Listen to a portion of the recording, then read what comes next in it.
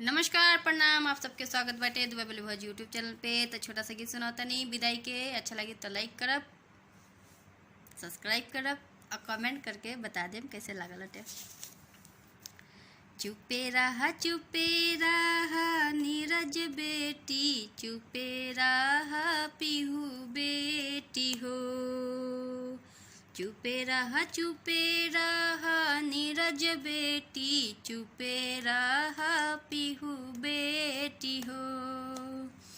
तोहरे खातिर घरवा पापा के दुआरवा सजल बाबा रतवा सुहावन लागे हो।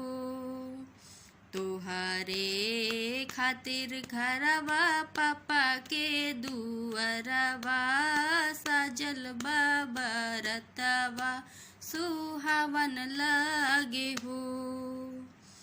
कैसे चुप रही पापा हो तोहार घरवा रात भर के बसेरा लागे हो।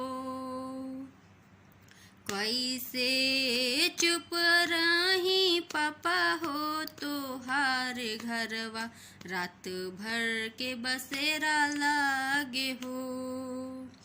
होत भीनु सारी पापा तेज देब बेटी के भेजी देब अपना से दूर।